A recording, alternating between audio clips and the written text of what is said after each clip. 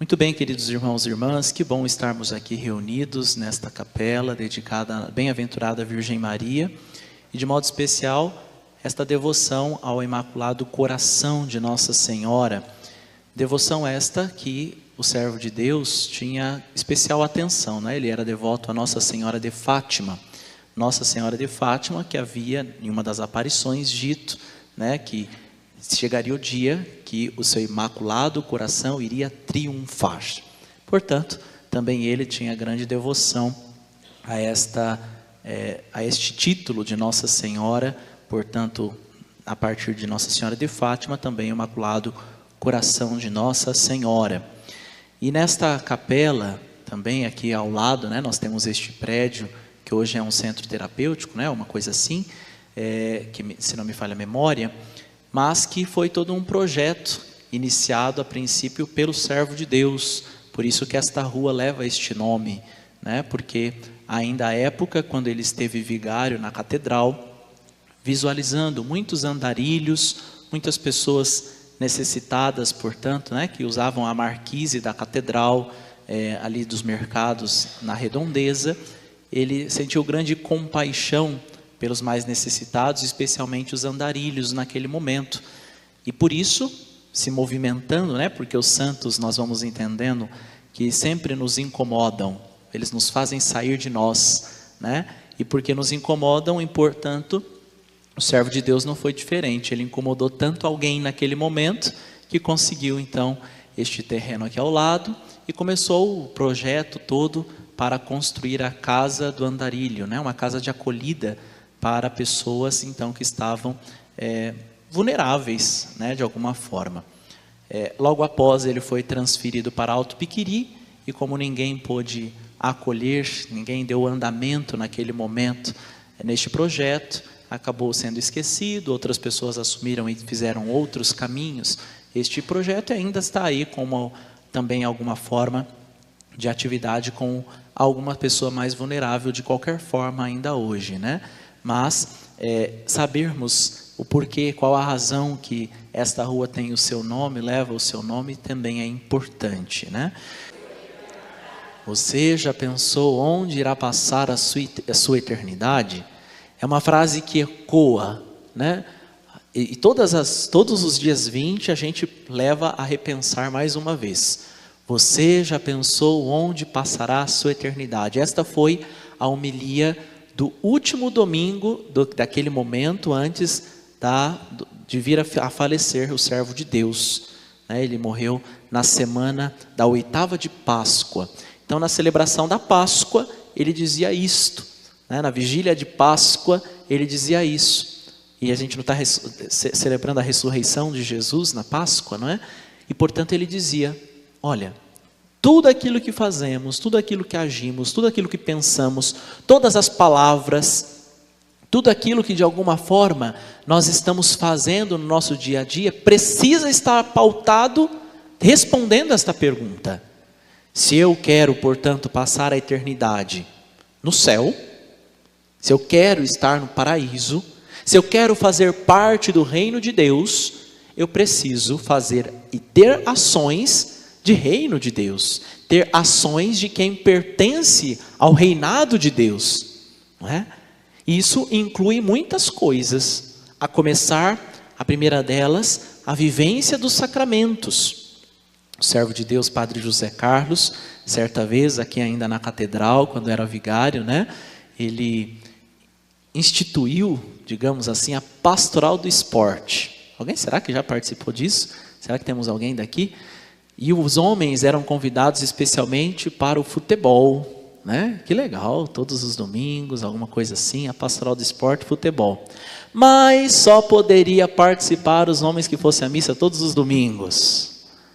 E aí ele incentivou que muitos homens tomassem a coragem, né, de conseguir ir às celebrações dominicais e depois fazer parte também da pastoral do esporte, onde iam lá, jogavam futebol com os outros amigos, depois fazia lá um churrasquinho de gato, coisa do tipo, não é isso?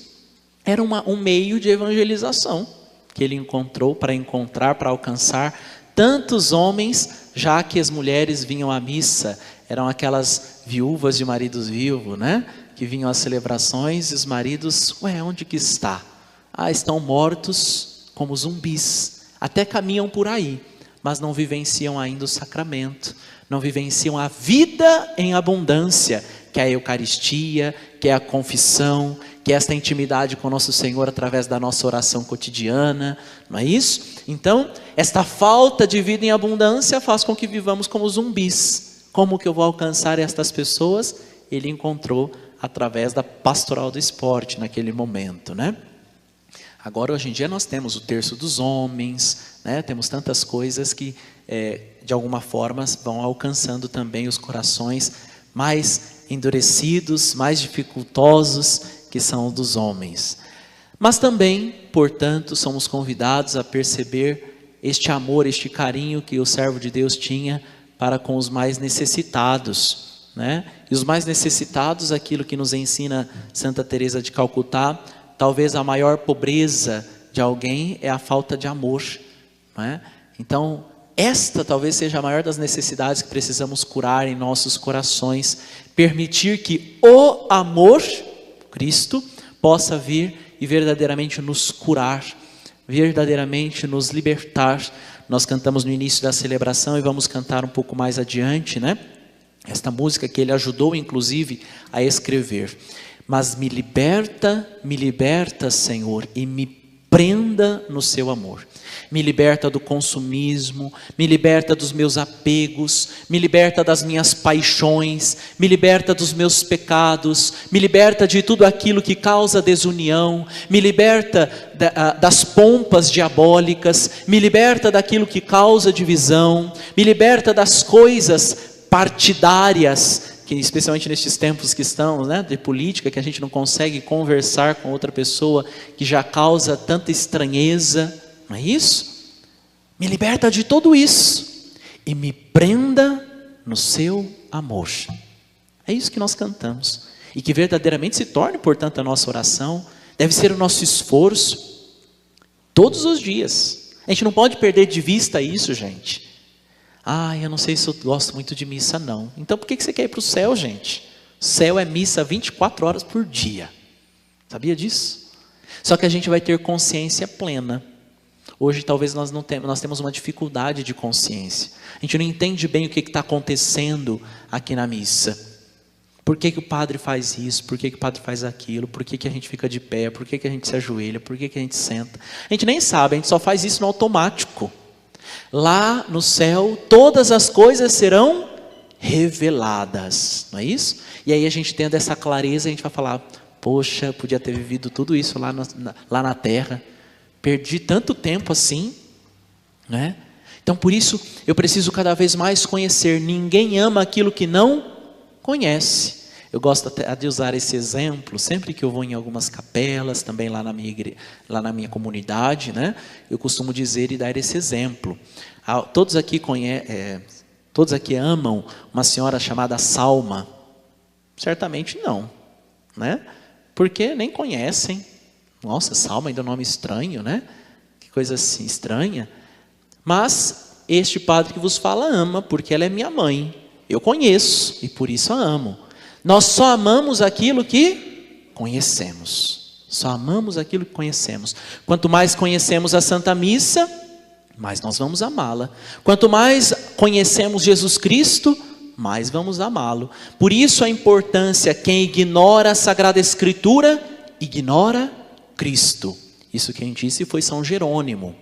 São Jerônimo. E aí a gente às vezes, está a Bíblia toda empoeirada, lá aberta no Salmo 90, né, na sua casa, não sabe nem o que é passar a folha, tem folha colada. Hoje nós estamos começando lá a novena de São Judas Tadeu, lá em Alto Piquiri. Você sabia que tem uma carta de São Judas na sua Bíblia? Sabia? Não mente para o padre. Sabiam, gente? Pelo amor de Deus, é curtinha, bem curtinha.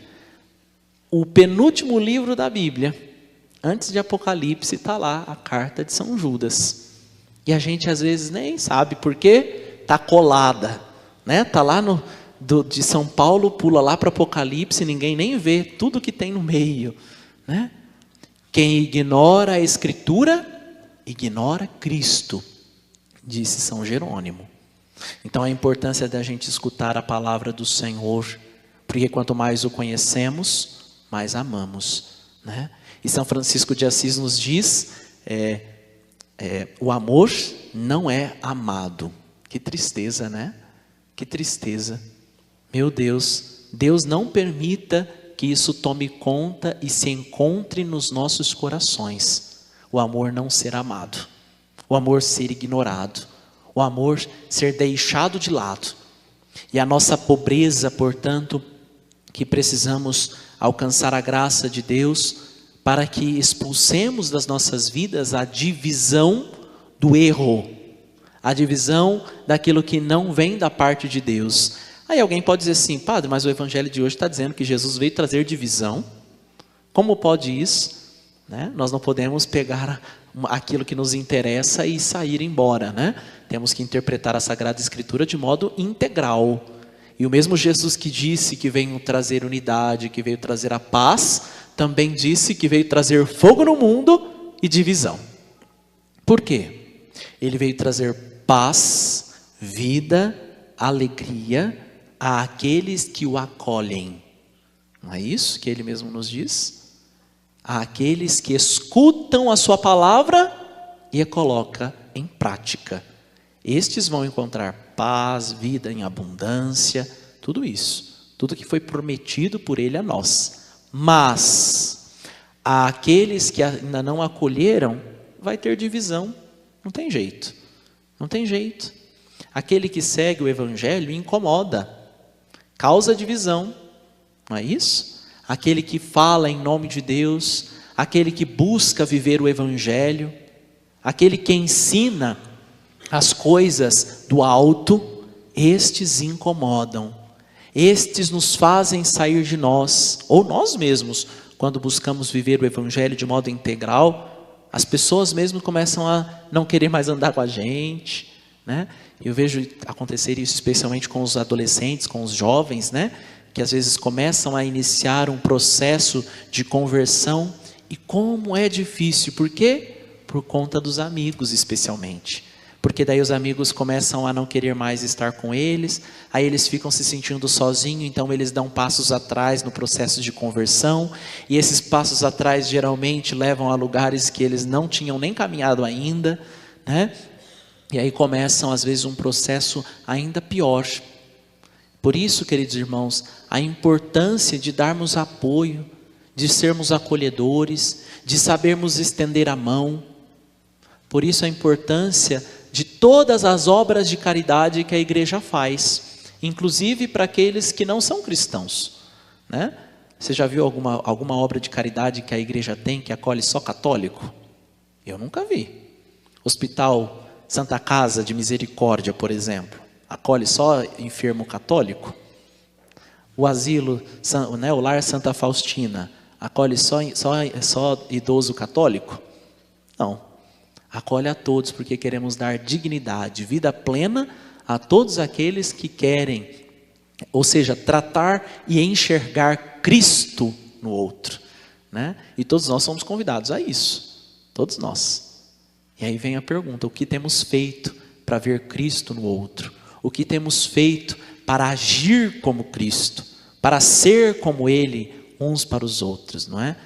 Certa vez, imagina que numa família, todos eles com problemas, todos eles afastados da igreja, 4 pessoas morando em casa, 5 pessoas morando em casa, a sogra, o pai da casa, a mãe da casa e um casal de filhos, né, que estão ali na beira da adolescência.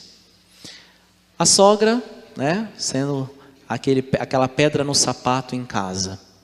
O homem bebia toda, saía do trabalho, bebia, não chegava em casa de madrugada, brigava com todo mundo, batia às vezes em alguém. A esposa, né, cheia tomando depressivos, cheia com dificuldades, imagina, né? A sogra, a mãe que estava cuidando, mas também o esposo vivendo assim, o filho mexendo com drogas, a filha tendo, né, vidas todas tortuosas e distante, portanto, e ela não sabia mais o que fazer, então precisando de ansiolíticos, coisas para dormir, enfim. Então imagina, cada um na sua ilha, e um não conseguia ajudar o outro, pelo contrário, começava a se falar, já começava a bater bocas e tudo mais. Certa vez, né, então esta mulher foi tomar uma conversa com o padre.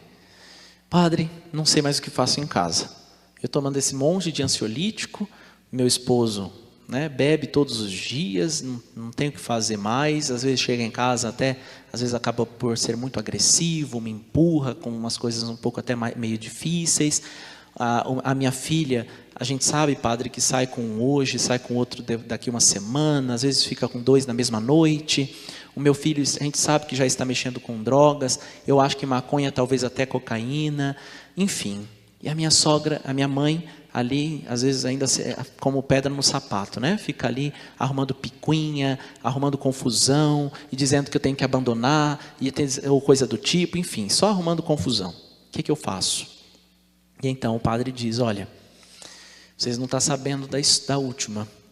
Jesus voltou, se encarnou e está na sua casa. E é um de vocês.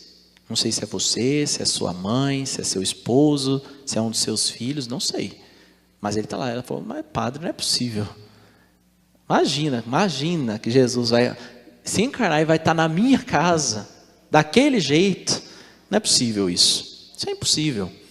Ele está e está lá na sua casa. É um de vocês. Vocês têm que descobrir quem é. Inclusive para eu ir lá cumprimentá-lo. E ela então chegou em casa, fez uma reunião com todos eles. Falou, olha, Jesus está aqui e eu quero que se revele agora. Pode falar quem que é Jesus. É claro que todo mundo ficou estranhando, falou assim, essa mulher está louca, né? Fica escutando, dando voz a esses padres doidos e coisa do tipo. Não, Jesus está aqui, ele garantiu, o padre garantiu que ele está aqui em casa e nós precisamos descobrir quem que é. Então tá, vamos tentar descobrir quem é Jesus e que está encarnado aqui em casa.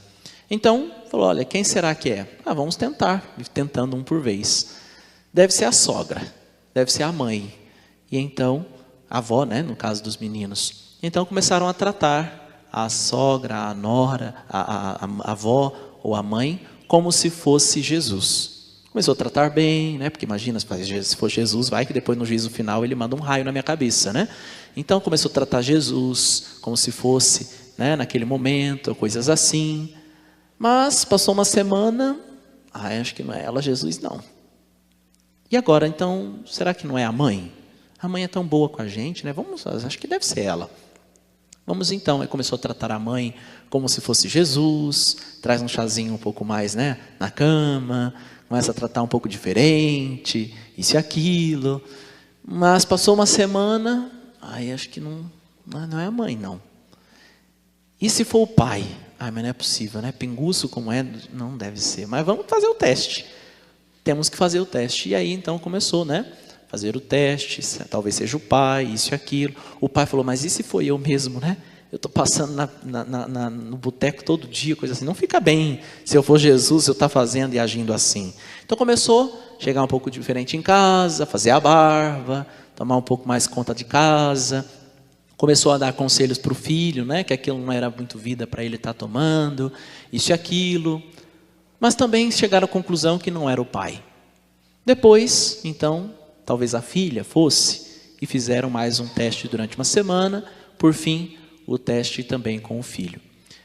Terminadas 5 semanas, o padre então veio visitar a casa, né? Fizeram lá um arroz e um feijão, um ovo estalado, né? Como faz o padre Frederico na casa de uma família aqui, que avisa só na última hora, estou chegando para comer um ovo frito, né? E então o padre chegou nesta casa e pediu, né, então isso, e foi perguntar, e então, acharam Jesus? Eu quero cumprimentá-lo. E aí eles falaram, olha padre, não achamos Jesus aqui não sabemos quem que é. Mas melhorou muito desde então, né? Por quê? As pessoas começaram a tratar umas às outras como se fosse encontrar Jesus no outro. E o outro, sendo tratado bem, começa a também se questionar, né? Fala assim, olha, a pessoa está me tratando tão bem, eu não posso ser grossa com ela, não posso ser tão ríspido, não posso agir desta forma. A moça que estava vivendo quase como uma piriguete, olha, se for Jesus não posso estar usando esse tipo de roupa, eu tenho que usar uma roupa um pouco mais comprida, não é isso? Então começa a gerar esta mudança em nós, através de nós. E aí o padre quer encerrar esta homilia recordando o exemplo não só do servo de Deus, mas de outros santos, né? Santa Teresa de Calcutá, por exemplo, certa vez, vou vir para o lado de cá, certa vez Santa Teresa de Calcutá, ela estava recebendo algumas visitas de pessoas que doavam dinheiro para ela construir, também reformar, continuar acolhendo pessoas enfermas e tudo mais, nas suas obras de misericórdia, né, nas suas obras de caridade que ela tinha.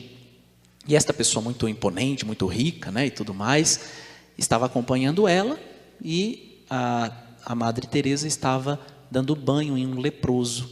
Na época ainda não tinha cura, né? Hoje em dia nós temos cura, hoje em dia se chama-se hanseníase, a doença, e tem cura para quem faz o tratamento direitinho e tudo mais. E a época ainda não tinha, estava assim, aquele processo ainda, né, de quase saber já o tratamento, mas ainda não tinha concluído, enfim. E ela estava dando banho em um leproso. E esta pessoa toda imponente, muito empoderada, rica e tudo mais, disse então a ela: eu jamais daria banho nem por $1 milhão nesta pessoa. E aí, Madre Teresa responde: nem eu, né? Ela não dá banho naquele homem por $1 milhão. Ela dá banho naquele homem porque ela encontra Jesus nele. Ela dá banho naquele homem porque ela age como Jesus iria agir, né? É diferente, é totalmente diferente. É porque ela quer agir como Cristo. E é isso que nós queremos ao buscar a beatificação e canonização do servo de Deus. Vendo nas ações dele que ele agia como Cristo e encontrava Cristo nos mais necessitados, especialmente nos andarilhos, como nós vamos ver na oração do servo de Deus, né? Então aqueles que estão necessitados de amor, necessitados da compaixão, da misericórdia, por isso então como padre atendia as confissões, celebrava as santas missas, né? Mas também esta atenção física com os mais necessitados.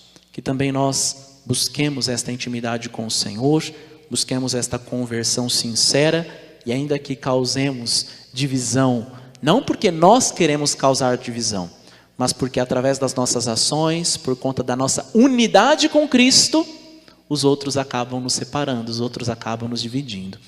E se for para ser crucificado, que seja com Ele, que seja através dele, que seja por Ele, para que assim com Ele também vivamos a ressurreição.